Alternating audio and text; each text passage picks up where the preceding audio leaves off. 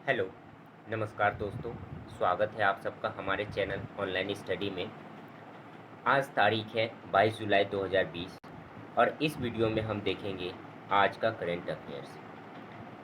अगर आपको हमारे इस चैनल से, हमारे इस वीडियो से थोड़ा कुछ भी सीखने को मिल रहा है तो कृपया कर इसे सब्सक्राइब ज़रूर करें, लाइक करें और शेयर करें, ताकि हमें और वीडियो बनाने का मौका मिले, हमें प्रोत्साहन मिले।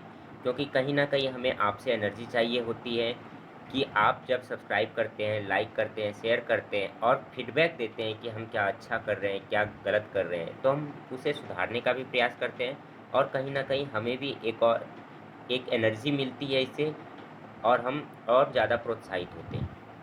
ठीक है, तो चलिए आइए शुरू करते हैं इस वीडियो की ओर। और इस वीडियो में मैं आपको बता दूं 10 क्वेश्चन दिए गए हैं, उनके आंसर्स हैं और आंसर्स के फैक्ट हैं, इसलिए वीडियो को आप ध्यान से देखें, उन्हें स्किप ना करें, ताकि आपको ज़्यादा से ज़्यादा जानकारी हो। और इतना ही नहीं, कोई भी पॉइंट्स हो सकता है कि एग्ज़ाम में आ जाए, तो कहीं ना कहीं वो आपके माइंड में रहेगा, जिससे कि आपको फ़ायदा होगा। अगर आप वीडियो को स्किप करेंगे तो आपको पूरा फ़ायदा नहीं मिलेगा और हो सकता है कि आपका कोई ना कोई प्रश्न छूट जाए। इसलिए वीडियो को एंड तक ध्यान से देखें। चलिए आइए चलते हैं पहले प्रश्न की ओर। हमारा आज का पहला प्रश्न है, the spirit of cricket India के लेखक कौन है? The spirit of cricket India के लेखक कौन है? लॉ विनासा, डेविन शॉ, स्टीव वॉव या ग्लीवन गुब्रे? तो इसका सही जवाब है स्टीव वॉव ने the spirit of cricket India को लिखा है। आइए देखते हैं, ये किताब है the spirit of cricket India और जिसे किसने लिखा है? स्टीव वॉव ने लिखा है। और ये कौन है? ऑस्ट्रेलिया के पूर्व कप्तान ने लिखी है ये किताब। ठीक है, इस पुस्तक में उन्होंने दिल्ली रणजी ट्रॉफी मैच के दौरान ईडन गार्डन इतिहास को दोहराया है। ईडन गार्डन इतिहास को दोहराया है। ईडन गार्डन क्या है? एक स्टेडियम है। ठीक है, इस पुस्तक में 1987 में विश्व कप की जीत का आनंद लेते हुए स्टीव वॉव को देखा जा सकता है। यह पुस्तक उन्होंने अपने जीवन के क्रिकेट एक्सपीरियंस के आधार पर लिखी है और यह उनकी जीवनी है। तो अगर आपसे यह भी पूछा जा सकता है सवाल कि the spirit of cricket India में किसकी जीवनी है? स्टीव वॉव की। क्वेश्चन को घुमा करके भी पूछा जा सकता है, स्टीव वॉव ने अपनी जीवनी पर जो किताब लिखी है उनका नाम क्या है? तो the spirit of cricket India. ठीक है, आइए चलते हैं दूसरे प्रश्न की ओर। दूसरा प्रश्न है, किस इस्लामिक स्टेट ने अपना पहला मार्स मिशन होप लॉन्च किया है? कौन सी इस्लामिक स्टेट ने, कंट्री ने जो है अपने मार्स मिशन लॉन्च किया है, जिसका नाम उन्होंने होप रखा है? ईरान, संयुक्त अरब अमीरात, पाकिस्तान या अफगानिस्तान? तो इसका जो जवाब है वह है यूएई ने होप नामक मार्स मिशन लॉन्च किया है। कहाँ से लॉन्च किया है? जापान के तनिगासीमा अंतरिक्ष केंद्र से लॉन्च किया है। संयुक्त राष्ट्र अरब अमीरात ने जापान के तनेगासीमा अंतरिक्ष केंद्र से अपना पहला मंगल मिशन होप लॉन्च किया है। इस स्पेस एक्सपर्ट के अनुसार मानव रहित रिपोर्ट मंगल मिशन 7 महीने की यात्रा के बाद मंगल की कक्षा में प्रवेश करेगा और वहां के दैनिक और बदलते मौसम में रातों का अध्ययन करने के लक्ष्य से इसे भेजा गया है। होप में 3 इमेजर और 2 स्पेक्ट्रोमीटर लगाए गए हैं, जो कि ग्रह की सतह की डिजिटल तस्वीरें भेजने में सक्षम है। डिजिटल तस्वीरें भेजेंगी। होप मिशन को की आगे की यात्रा दुबई के मोहम्मद बिन रशीद अंतरिक्ष केंद्र द्वारा ट्रैक की जाएगी। संयुक्त अरब अमीरात में मोहम्मद बिन रशीद अंतरिक्ष केंद्र है, वहाँ से ही इसे ट्रैक किया जाएगा और ऑपरेट किया जाएगा। इन्होंने जो मिशन भेजा है उसका नाम है होप और कहाँ से लॉन्च किया है? जापान के तनेगा सीमा अंतरिक्ष केंद्र से। ठीक है, तो जापान में जो अंतरिक्ष केंद्र है उसका नाम क्या है? तनेगा सीमा। ठीक है, चलिए आइए नेक्स्ट प्रश्न की ओर। जेट डी नेट की रिपोर्ट के अनुसार किस नाम से एक मालवेयर खोजा गया है? मालवेयर क्या होता है? एक वायरस होता है जो मोबाइल या कंप्यूटर में टेक्निकल दुनिया के लिए यह एक खतरनाक वायरस होता है। मालवेयर उसे कहते हैं जो कहीं ना कहीं हमारा डेटा चुराता है, जैसे हमारे ईमेल्स, पासवर्ड, क्रेडिट कार्ड के नंबर्स, इन सभी का डाटा चुराता है। ठीक है, उसे ही मालवेयर कहते हैं, जो हमारे लिए कहीं ना कहीं नुकसानदेह होता है। ठीक है, तो जेड नेट की रिपोर्ट के अनुसार किस नाम से एक मालवेयर खोजा गया है? Black rock, yellow onion, grey Victus या पोर्कर विनर? तो ब्लैक रॉक नाम से जो है एक मालवेयर खोजा गया है। जेड डी नेट ने इसका पता लगाया है। ठीक है, जेड डी ने द्वारा जारी रिपोर्ट के अनुसार ब्लैक रॉक नामक नया मालवेयर खोजा गया है। यह एंड्रॉयड मालवेयर है, यानी कि एंड्रॉयड मोबाइल में ही यह ऑपरेट होता है। 337 ऐप से पासवर्ड और क्रेडिट कार्ड विवरण जैसी महत्वपूर्ण जानकारियां चुरा चुका है, जिनमें से जीमेल, अमेजन, नेटफ्लिक्स, उबेर जैसी कुछ लोकप्रिय ऐप भी शामिल है। इनका भी डाटा इसने चुराया है। जेड डी नेट की मोबाइल सुरक्षा फर्म जो है, इसकी मोबाइल एक सुरक्षा फर्म है, कंपनी है, थ्रेट फैब्रिक फर्म है, कंपनी है, द्वारा इस मालवेयर को खोजा गया है। विशेषज्ञों के अनुसार इसे मुख्यतः डाटा चोरी करने के लिए ही बनाया गया है, ताकि यह डाटा को चोरी करे, इसलिए इसे बनाया गया है। इसे हैकर्स या कुछ वैसे इंसान जो कि चाहते हैं सबका डेटा चुराना, जो ऐसे इलीगल वर्क करते हैं, वो ही ऐसा काम करते हैं। और कुछ कंपनियां हैं जो जो डाटा को सुरक्षित करती है, उन्हें एंटी हैकर बोलते हैं। और वो जो है ऐसे हैकरों का पता लगाती है, या ऐसे जो वायरस हैं मोबाइल में उनका पता लगाती है, तो उन्हें एंटी हैकर बोलते हैं।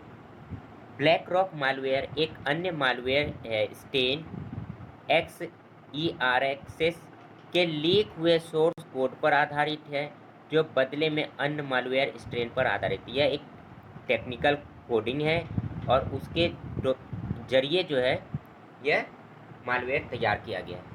ठीक है, चलिए अगले पॉइंट की ओर चलते हैं, क्वेश्चन की ओर। CS शेषाद्री का निधन हुआ, वह एक प्रसिद्ध क्या थे? CS शेषाद्री का निधन हुआ, वह एक प्रसिद्ध क्या थे? अभिनेता, गायक, लेखक या गणितज्ञ? तो वह एक गणितज्ञ थे। CS शेषाद्री एक गणितज्ञ थे जिनका हाल ही में निधन हुआ। ये हैं CS शेषाद्री, और ये मैथमेटिशियन थे। इन्हें पद्म भूषण सम्मान से भी सम्मानित किया जा चुका है। पद्म भूषण सम्मान क्या है? भारत का तीसरा सर्वोच्च नागरिक सम्मान है, जो देश के लिए बहुमूल्य योगदान के लिए दिया जाता है। ठीक है, भारतीय मूल के प्रख्यात गणितज्ञ प्रोफेसर CS शेषाद्री का निधन हुआ। वह भारत में गणित के अध्ययन के लिए चेन्नई गणित संस्थान के संस्थापक और निदेशक एमिरेट्स थे। प्रोफेसर CS शेषाद्री बीजीय ज्यामिति, अलजेब्रिक इक्वेशन के लिए महत्वपूर्ण कार्यों के लिए जाने जाते थे। उन्होंने काफ़ी अलजेब्रा के प्रॉब्लम्स भी सॉल्व किए थे और अलजेब्रिक इक्वेशन भी बनाते थे। वर्ष 2009 में उन्हें देश के तीसरे बड़े नागरिक सम्मान पद्म भूषण से सम्मानित किया गया था। 2009 में उन्हें पद्म भूषण मिला था। पद्म भूषण सम्मान क्या है? भारत सरकार द्वारा दिया जाने वाला तीसरा सर्वोच्च नागरिक सम्मान है, जो देश के लिए बहुमूल्य योगदान के लिए दिया जाता है। ठीक है, तो याद रखना है CS शेषाद्री एक गणितज्ञ थे जिनका हाल ही में निधन हुआ है। उपन्यास द एंड गेम के लेखक कौन है? द एंड गेम के लेखक कौन है? S Neeraj Duggal, S Hussain Zaidi, R Prakash Rai या V दीपक जैन? इसका सही जवाब है S हुसैन जैदी, जो है द एंड गेम के लेखक हैं। The end game. हमने एक और पढ़ा, स्टीव वॉव ने क्या लिखा है? The spirit of cricket of India. ठीक है, और ये इसके बारे में हम जानते हैं। ये किताब है the end game. S Hussain Zaidi इसके राइटर हैं, जो कि हैं ये एस हुसैन जैदी हैं। जैदी ने राजनीति, विश्वासघात और अल्पकाल्पनिक में आतंक पर आधारित अपना नया उपन्यास द एंड गेम लॉन्च किया है। किस चीज़ों पर आधारित है? राजनीति, विश्वासघात और अल्पकाल्पनिक में आतंक पर आधारित उपन्यास है। इस उपन्यास को हार्पर कॉलिंस इंडिया द्वारा प्रकाशित किया गया है। हार्पर कॉलिंस इंडिया क्या है? एक पब्लिकेशन है और उन्होंने ही किताब को छापा है। जैदी ने Black Friday, Mafia Queens of Mumbai, Dongri to Dubai और बाइकुला टू बैंकॉक भी लिखा है। वह 26 से 11 के आतंकवादी हमलों के आधार पर एक HBO डॉक्यूमेंट्री फिल्म बनाई गई थी, टेरर इन मुंबई। HBO क्या है? HBO एक चैनल है जहां पर डॉक्यूमेंट्री, आप सीरियल वगैरह देख सकते हैं, जैसे डिस्कवरी है वैसे ही HBO है, ठीक है। उसके जो है असिस्टेंट डायरेक्टर भी रह चुके हैं। HBO पर एक डॉक्यूमेंट्री आई थी टेरर इन मुंबई और उसके असिस्टेंट डायरेक्टर भी हैं, रह चुके हैं, ठीक है। एस हुसैन जैदी, जिन्होंने किताब लिखी है द एंड गेम। अगला प्रश्न है, किसने वर्ष 2020 का नेल्सन मंडेला पुरस्कार जीता है? नेल्सन मंडेला पुरस्कार 2020 किसने जीता है? पिछले वीडियो में मैंने आपको नेल्सन मंडेला के बारे में बताया था, क्योंकि उनका नेल्सन मंडेला दिवस 18 जुलाई को मनाया जाता है। और इस वीडियो में मैं आपको फिर से वो सारे पॉइंट्स रिपीट करूँगा, ठीक है। तो वर्ष 2020 का नेल्सन मंडेला पुरस्कार किसे मिला है? मरियाना वार्दिनोयानिस, मोरिसाना कायेट, या ऑप्शन ए और बी, या डी लिटॉन विरनीसा। तो इसका जो सही जवाब है वह ए और बी दोनों है, तो इस हिसाब से ऑप्शन सी हुआ। आइए पहले हम जानते हैं नेल्सन मंडेला के बारे में, फिर उनके पुरस्कार के बारे में जानेंगे कि नेल्सन मंडेला पुरस्कार क्या है। ये नेल्सन मंडेला है। वर्ष 2009 में न्यूयॉर्क में पहला नेल्सन मंडेला दिवस मनाया गया था और ये संयुक्त राष्ट्र अमेरिका द्वारा मनाया जाता है हर साल 18 जुलाई को, ठीक है। बहुत ही इंपॉर्टेंट पॉइंट है, 18 जुलाई को संयुक्त राष्ट्र अमेरिका द्वारा न्यूयॉर्क में पहला जो है 18 जुलाई 2009 को नेल्सन मंडेला दिवस मनाया गया था। और तब से जो है उनके सम्मान में, नेल्सन मंडेला के सम्मान में 18 जुलाई को नेल्सन मंडेला दिवस मनाया जाता है, ठीक है। 1993 में नेल्सन मंडेला को नोबेल शांति पुरस्कार सम्मान से सम्मानित भी किया जा चुका है। नेल्सन मंडेला को नोबेल शांति पुरस्कार भी मिला है, ठीक है। नेल्सन रोली हल्लल्ला मंडेला दक्षिण अफ्रीका के रंग भेद विरोधी क्रांतिकारी, राजनीतिक नेता और परोपकारी व्यक्ति थे, जिन्होंने 1994 से 1999 तक दक्षिण अफ्रीका के राष्ट्रपति के रूप में कार्य भी किया है। वह देश के पहले अश्वेत प्रमुख थे और पहली बार पूरी तरीके से लोकतांत्रिक चुनाव में निर्वाचित भी हुए थे। उनका जन्म 18 जुलाई 1918 दक्षिण अफ्रीका को हुआ था और उनकी मृत्यु हुई थी 5 दिसंबर 2013 हाउटन स्टेट, जोहान्सबर्ग, दक्षिण अफ्रीका में, ठीक है। अब चलते हैं प्रश्न के उत्तर की ओर। हमारा प्रश्न क्या था? किसने वर्ष 2020 का नेल्सन मंडेला पुरस्कार जीता है? संयुक्त राष्ट्र महासभा के अध्यक्ष तिजानी मोहम्मद बंदे ने मरियाना वार्दिनोयानिस और मोरिसाना कोएट ने वर्ष 2020 के नेल्सन मंडेला पुरस्कार विजेता के रूप में नामित किया है। यह पुरस्कार उन लोगों को दिया जाता है जो मानवता की सेवा के लिए अपना जीवन समर्पित करते हैं। नेल्सन मंडेला पुरस्कार हर 5 साल में प्रदान किए जाते हैं, यानी कि इस बार 2020 में मिला है अगली बार कब मिलेगा? 2025 में। और पिछली बार कब मिला था? 2015 में। नेल्सन मंडेला पुरस्कार की स्थापना जून 2014 में संयुक्त राष्ट्र महासभा द्वारा की गई थी। संयुक्त राष्ट्र हर साल 18 जुलाई को नेल्सन मंडेला अंतर्राष्ट्रीय दिवस मनाता है। मैंने आपको बताया कि किसने शुरुआत की थी? संयुक्त राष्ट्र ने, ठीक है। और 18 जुलाई को उनके जन्म दिन के अवसर पर ही नेल्सन मंडेला दिवस मनाया जाता है, ठीक है। चलिए, किस राज्य की सरकार ने अनुसूचित जातियों के लिए, एससी और एसटी के लिए नवीन रोजगार छतरी योजना शुरू की है? हम सब जान रहे हैं कि कोविड-19 के कारण काफ़ी लोगों का रोज़गार छिन गया है, जिसके कारण लोगों को काफ़ी दिक्कत आ रही है। सबसे ज़्यादा जो निम्न वर्ग के लोग हैं, गरीब लोग हैं, उन्हें सबसे ज़्यादा कहीं ना कहीं परेशानी हो रही है। सबसे ज़्यादा इसमें मजदूर लोग हैं, गरीब लोग हैं। तो उनके लिए किस राज्य सरकार ने नवीन रोजगार छतरी योजना शुरू की?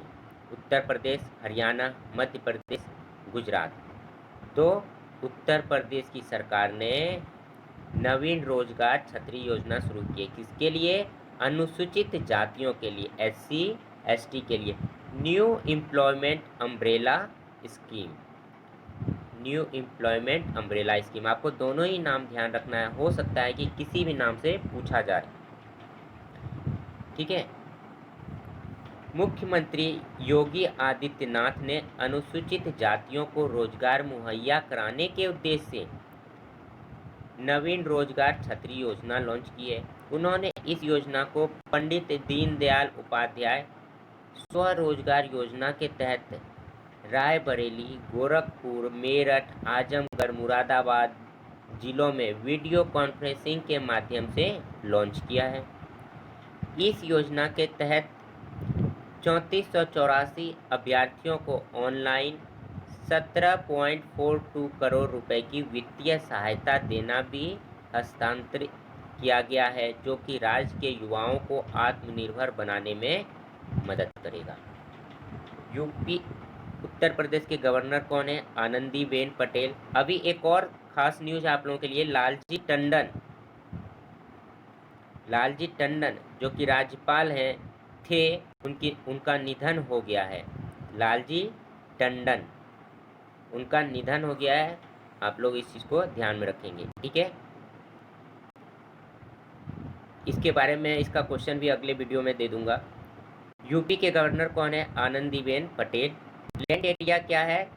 2,43,286 किलोमीटर स्क्वायर। जनसंख्या कितनी है? 20.42 करोड़ 2012 की जनसंख्या के अनुसार। उत्तर प्रदेश की राजधानी कहाँ है? लखनऊ। और सीएम कौन है? योगी आदित्यनाथ। सबसे ज़्यादा इंपॉर्टेंट याद रखेंगे, गवर्नर आनंदीबेन पटेल। हंगरी ग्रां प्री 2020 का खिताब किसने जीता? हंगरी ग्रैंड प्रिक्स 2020 का खिताब किसने जीता? Valtteri Bottas, Max Verstappen Lewis Hamilton, या इनमें से कोई नहीं? इसका सही जवाब है लुइस हैमिल्टन ने हंगरी ग्रांड प्रिक्स 2020 जीता है। हंगरी ग्रांड प्रिक्स 2020 क्या है? एक कार रेसिंग है, ठीक है, जिसे किसने जीता है? लुइस हैमिल्टन ने। लुइस हैमिल्टन ने Hungary grand prix 2020 formula 1 world championship का खिताब जीता है। यह चैंपियनशिप हंगरी के मोगो रोड में आयोजित कराई गई थी। इस फार्मूला 1 हंगरी ग्रांड प्रिक्स 2020 में दूसरे स्थान पर डच रेडबुल के रेसर, डच रेडबुल क्या एक कंपनी है जो एनर्जी ड्रिंक बनाती है, उसके रेसर मैक्स वेरस्टापेन रहे, जबकि तीसरे स्थान पर मर्सिडीज के रेसर वाल्टेरी बोटास रहे। मर्सिडीज भी अपना रेसर वो अपना प्लेयर लगाती है, ठीक है, अब मर्सिडीज कार, ताकि उनका एडवर्टीजमेंट हो। और रेड बुल के जो रेसर है मैक्स वेरस्टापेन, वो सेकेंड नंबर पर, और मर्सिडीज के वाल्टेरी बोटास तीसरे नंबर पर है और पहले नंबर पर कौन रहे? Lewis Hamilton. ठीक है। 9वां प्रश्न है, किस देश में रहने वाली समृद्धि कालिया ने सीमित स्थान पर 100 आसन करने का विश्व रिकॉर्ड बनाया? 100 योगा आसन करने का विश्व रिकॉर्ड बनाया है समृद्धि कालिया ने। सीमित स्थान में यानी कि एक फिक्स जगह पर रह करके 100 योगा करने का विश्व रिकॉर्ड बनाया है, वो भी कितने? 3 मिनट 18 सेकेंड में। तो वो अभी फिलहाल कहाँ रह रही हैं? Iran, Bharat, Nepal, Dubai. वैसे वो मूल रूप से भारतीय हैं पर वो अभी दुबई में रहती हैं। समृद्धि कालिया, ये समृद्धि कालिया जिन्हें वर्ल्ड रिकॉर्ड का खिताब भी मिला है। दुबई में रहने वाली भारतीय मूल की 11 वर्षीय बेटी, सिर्फ 11 वर्ष है इनकी उम्र, समृद्धि कालिया ने सीमित स्थान पर यानी कि बिना कहीं इधर उधर गए एक फिक्स स्थान पर 100 से अधिक आसन करके विश्व रिकॉर्ड बनाया है और कितने समय में? 3 मिनट 18 सेकेंड में। ठीक है। उन्होंने अपने 11 वर्ष के जीवन काल में अब तक तीसरी बार विश्व रिकॉर्ड में अपना नाम दर्ज किया है। समृद्धि ने दुबई की मशहूर इमारत बुर्ज खलीफा, कहाँ है? दुबई में, योगासन की प्रस्तुति दी और गोल्डन बुक वर्ल्ड रिकॉर्ड में अपना नाम दर्ज कराया। 3 मिनट 18 सेकेंड में 100 अलग अलग आसन करके कीर्तिमान स्थापित किया इन्होंने। भारतीय मूल की 11 वर्षीय हैं समृद्धि कालिया। मैं आप लोगों से रिक्वेस्ट करूंगा, आप लोग भी कुछ जो है अपना नाम जरूर दर्ज कराएं, वर्ल्ड रिकॉर्ड बनाएं, कुछ ऐसा काम करें। किस संगठन ने 7 टन का P7 हैवी ड्रॉप सिस्टम विकसित किया है? P7 हैवी ड्रॉप सिस्टम विकसित किया है?